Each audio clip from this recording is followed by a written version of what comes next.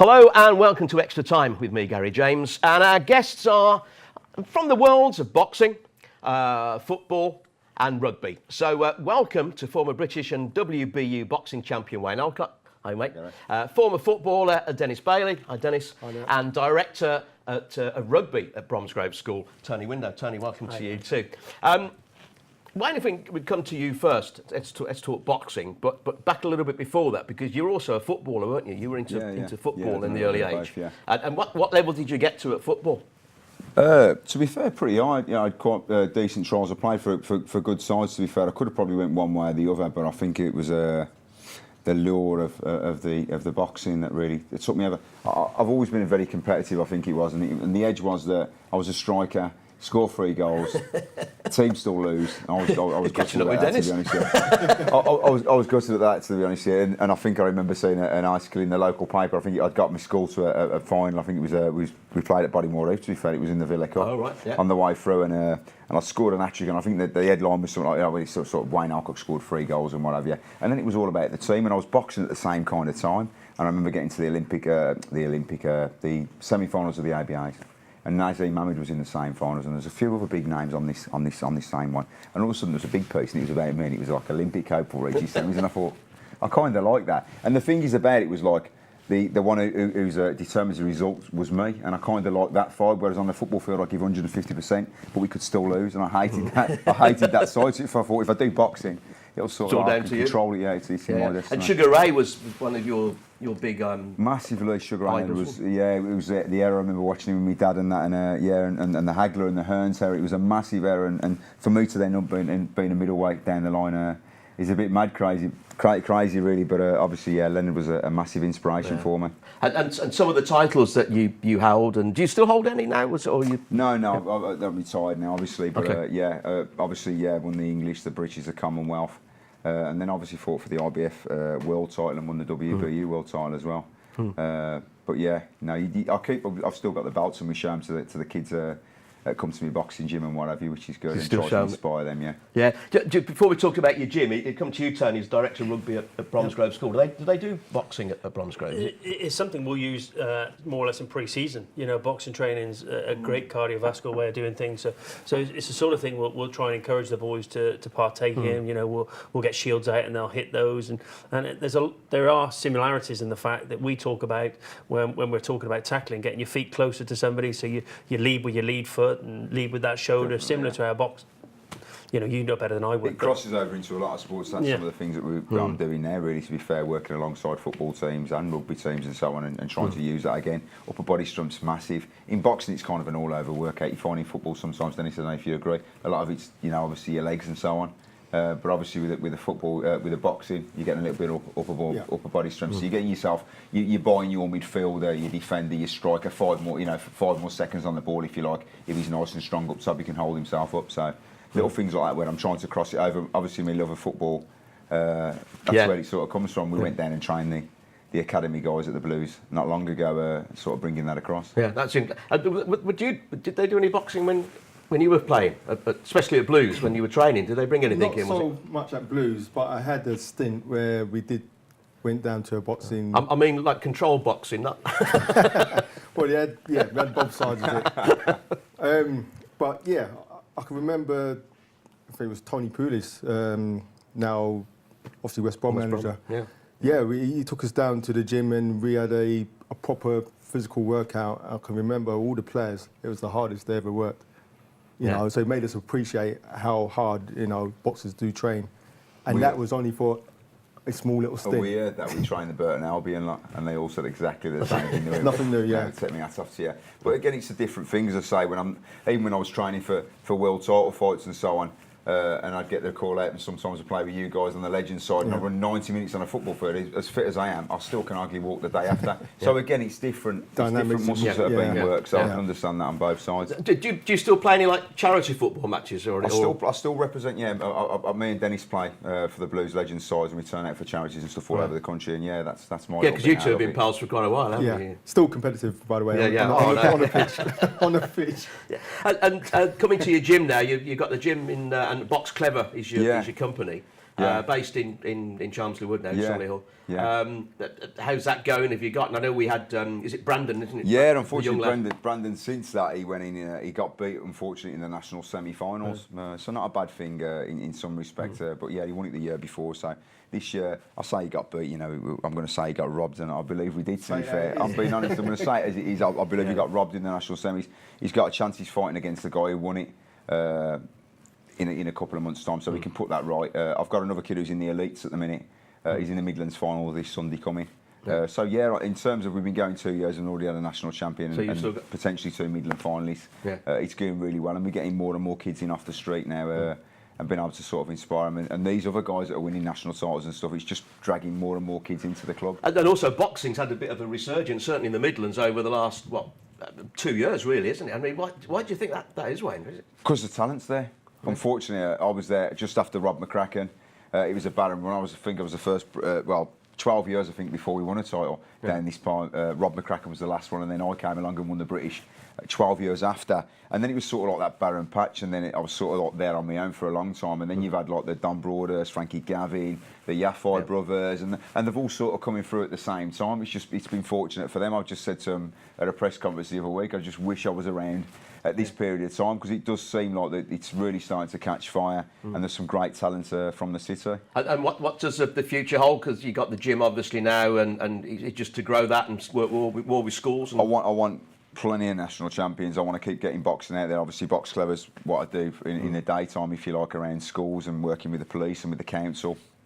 We do a lot of work with Solihull Council, Walsall Council, Wolverhampton Council, and all the police as well, and doing sessions in areas where really there's not a lot of activities. It's a satellite boxing gym, so we sort of like take it out to them.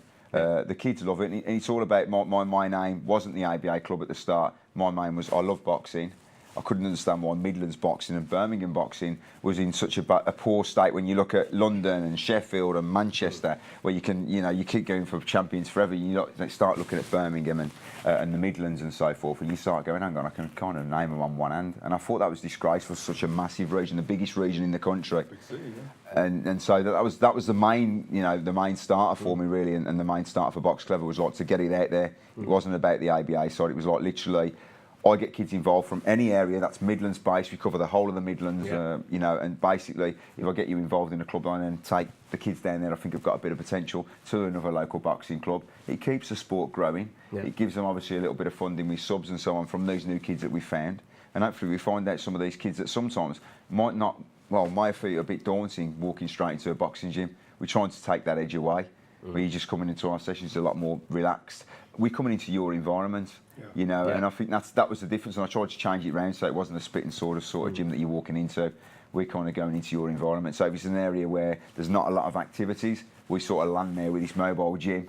And like literally, you've got the kids that are playing around there anyway. It's not, they're not in a and you do actually take a ring in as well, don't you? Yeah, There's a mobile ring that they take in. And it was the first kind of thing, one of its time we started 5 years ago, and it's just kept growing and growing from there. And as I say, that the response and the reduction in antisocial behaviour and crime rate and all that in areas that we've gone into where there's been lots of problems has been phenomenal. So much. Well, it is, because probably you, like I say, every time I have a chat to a boxer on the show, it's always, some of these lads, they walk off the street into a gym, bit of a chip on the shoulder, may like a bit of fighting at school, in the playground or whatever, and they'd realise then how hard it is, and they actually get some self-discipline, and you teach them respect. Yeah, you learn respect massively, 100% you do. There's lots of kids there that, I can't believe some of the things I've heard about them from in the past, because in my gym they train like Trojans, to be fair. They work hard.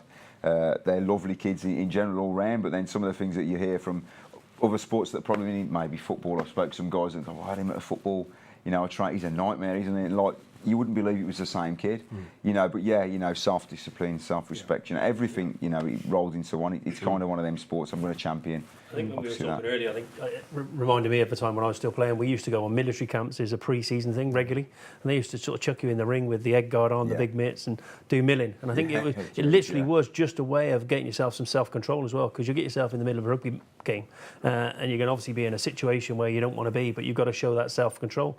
And I think that's something boxers have got in a abundance, and I think that's what you're talking about there is really great. Just building that individual character in people as well, bringing them out of the shell. There's people that are quite shy and stuff, and we get a lot of feedback from people that are saying, like, even kids that were quite clever, to be fair, even when it goes down to schools, you called it box clever because it was a connection with the schools, even down to kids that probably were clever enough but just weren't putting their hands up and stuff like that, and just through doing the boxing and a bit more confidence, so they've got a bit more confidence to go with things, and they find that the self-confidence is growing as well. So yeah, no, I'm enjoying the journey. Oh, that's great. Well, we'll talk some more in the second half. Also talk football with you. Just if you want to, you don't have to. That's great. And obviously rugby with Tony. But for now, we're off to suck on half an orange. If you remember those days. Please join us in a couple of minutes. We'll be back for round 2. But for now, it's half time on Extra Time. See you in a minute.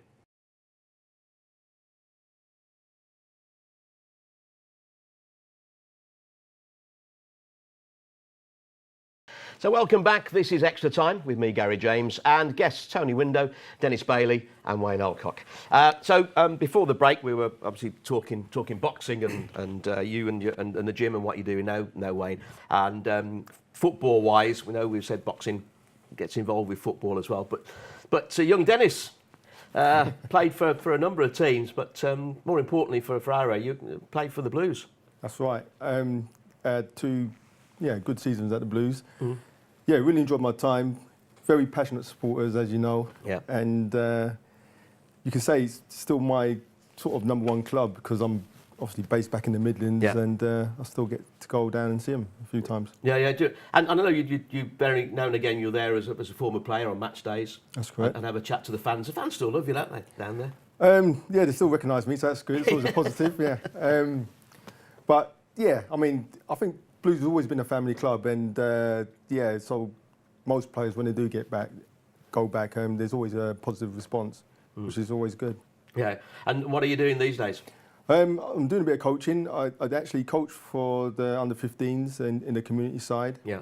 And also I do obviously coach for a company called Post Premier in Coventry, and and obviously bits and pieces as well. So what does Post Premier do? What's the idea behind that? They're like an apprenticeship scheme where we get boys who just left school and they do a year's course work in terms of level 3 qualifications, and we basically treat them as like apprentices. Right. They actually get paid. We train them like 3 days a week. So they come in the morning, work hard, train hard, and finish for the day.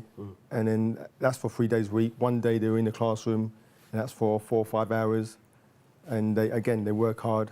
So they're really treated as apprenticeships, and we're trying to help them in their pathways in terms of going to university or playing at a higher level, and also getting them into work in terms of like coaching in that football environment. Yeah, because obviously they probably all aspire to be professional players. I think given the choice, I think they would. But in the real world, there's probably, well, if any of them make it, but at least they've got a grounding and a starting point, haven't they? Absolutely, and it's just really given that opportunity, And as I said, once they left school, you've got to do an extra 2 years education anyway. So we're just trying to kind of direct them in something what they love doing, and the response has been really good, really positive. And regarding your time as a player, best player you played with and best player you played against?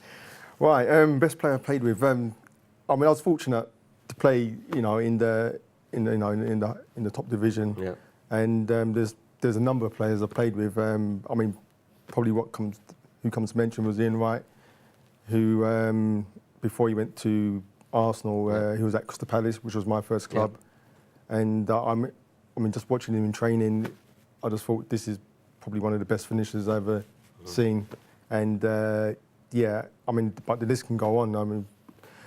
You had people like Ray Wilkins, Les Fernandan, and I was quite fortunate to play with some really top quality players. Yeah. And you're well known, and for those viewers that aren't aware, you still hold the record for being the last player to score a hat-trick at Old Trafford. Yes, that's my claim to fame. So, you played for QPR at the time? That's right, yeah. When I left Birmingham City, I got transferred to Queen's Park Rangers, and obviously that was my claim to fame, as I say. Yeah. But yeah, we managed to beat them 4-1 at Old Trafford, and you know that was a great achievement for the club. And that game, they were at the top of the league then, weren't they? Top of the division, and they weren't happy. Tell us a story about the match ball because of the hat trick. Yeah, I mean, as you can imagine, you know, we just come off the pitch, and you know, the lads in the change room were jumping up and down, and they urged me to go out, go and get the ball signed. And you know, this is all new to me, so I thought, okay. So I went up to the menu dressing room, knocked on the, well, I didn't knock the door, pushed the door open, and I just saw the whole team sort of sitting down, dejected, and they're just looking at me. And I said, "Could you sign my ball, please?" And a big grin on my face. There's a big grin on my face, and I'm thinking, I ain't got a response. Not one person said a word. And I said it again, "Could you sign my ball, please?" And again, a big grin on my face, and you know, no response. I just walked straight back out. But apparently, I mean, only sort of years later, I heard that Alex Ferguson was behind the door, which I didn't see, and he's just giving them the hairdryer treatment. He's actually, and so I've walked out, and it's only years later, someone told me in his autobiography that this young Dennis Bailey came bouncing in our change room. I'd just given the lad. So, yeah. What a great story. You dine out on that one for the rest of your days, mate. Yeah, I mean, it's just, like I say, it's like a fairy tale come true, and yeah, but I mean, I'm proud to still hold the record. To hold the record, yeah. Well, let's hope you hold it for ever and a day. And but you know, hopefully things continue well for you, especially with the stuff you're doing coaching wise. Yeah. And has the management ever come into your head? Not really, not really. I mean, football's changed so much now, and you know, obviously the money has a huge influence in terms of how it's changed, and it's such a sort of pressurised environment, and you know, because as a professional, you've been in it a long time, you think, yeah, that's enough for me. I'm ready to step Happy out. doing what you're doing. Step out. I mean, I know some managers now. I mean, most of my former players are managers, and yeah, it's a tough job. Well, coming from football to rugby, Tony, you're director of rugby at Bromsgrove School. Yeah. But you played professional rugby, didn't you, before that? Yeah, I did. I was quite fortunate to have quite a lengthy career. I had 10 years with Gloucester, and then 10 years with Worcester, which is where I sort of finished my rugby playing career, and then went on to help coach the first team there for 3 years before taking up my current post at the school. Yeah. And have you two guys ever rugby at school when it was forced upon you? Or? Brutal. It'd be a bit tough for these two. Brutal. I did play it once at school, and I didn't last very long. So yeah. I'm the same. I did play once, and I remember at Sheldon Heath School, and I didn't enjoy rugby. I was a footballer, and nobody told me you couldn't slide tackle, and I was sent off. That was the only time I've ever played rugby. Can I just say, I said to Wayne, it's too tough for him on this far away. I wouldn't get closer and say it. Well, look, Bromsgrove School have just played in a couple of weeks ago in the semi-final of the NatWest Under-18s Schools Trophy. Let's take a look at a couple of tries. Okay. If you can describe what's going on as we watch these, and then we'll talk more in a second. Yeah, well, this is a line out 5 metres, obviously, from the line. What we've worked on is a move there where, rather than just drive straight where the ball's come from in bin one, we sort of moved off the side, hopefully where the opposition aren't. And unfortunately, on this occasion, it sort of worked out really nicely and brought us back into the game, having conceded an early score. And the second one, which will come up any second now. There we go. Yeah, again, you know, we've got some really talented boys at the school. You know, we're trying to encourage them to play the game as much as possible, trying to avoid contact wherever possible. Yeah. And you know, we're as I say, we're encouraging boys to get the ball out of contact where we can, and just keep the ball alive. And you know, for those three, that's a great try. Thank you. That's a very good try. And all three of those are a year young. They're all 17, so they're all going to be around next year. And you know, as we say, we're just trying to encourage the boys to enjoy the sport. Yeah. Do you know what I mean? I think you watch the elite game. It's a physical, a lot of contact in that, and we're trying to say, well, let's take it back a bit and let's still keep the enjoyment in it. Well, stay competitive. And any of your lads there at Bromsgrove, from your experience as a former professional rugby player, any that you think will go on into the pro game? I think within that group there's possibly 6 or 7. You know, there's that many. But yeah, we were talking before the show started. I think there's a lot of boys who get brought into academies and get dropped out, and I think it's how the boys deal with knockbacks. So you know, some of these boys will get knocked back, and it's how their strength of character will show them in how they'll come back from that.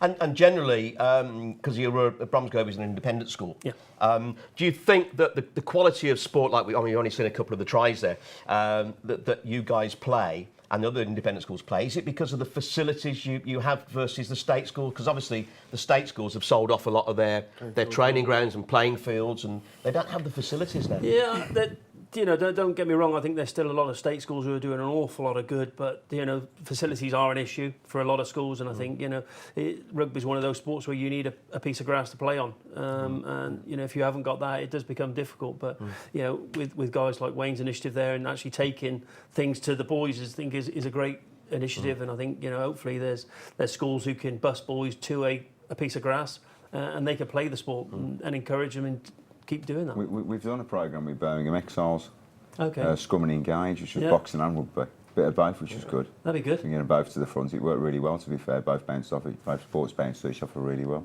Yeah, because there's a lot, as we were talking earlier, there's a lot of transferable skills in a lot of sports, and I think the more sports you can get boys to encourage to take part in, you know, the more. Is those rugby skills. big on the state schools? Because my school never had a team. I can't remember my other school having a team. To be fair, we played it on sports. It's in areas, you know. Birmingham being a big football area, it's probably not so big. But you move down the south, and from where I'm from, originally down in Gloucester way, it's the main sport. You know, we probably don't do a lot of football, so I think it depends in the locality. But then you've got Moseley as well, haven't you? Which are a massive. Oh yeah, massive club. But guys, I mean, time's beaten us. I'm afraid that the final whistle is about to blow. It goes quick, doesn't it? Hey?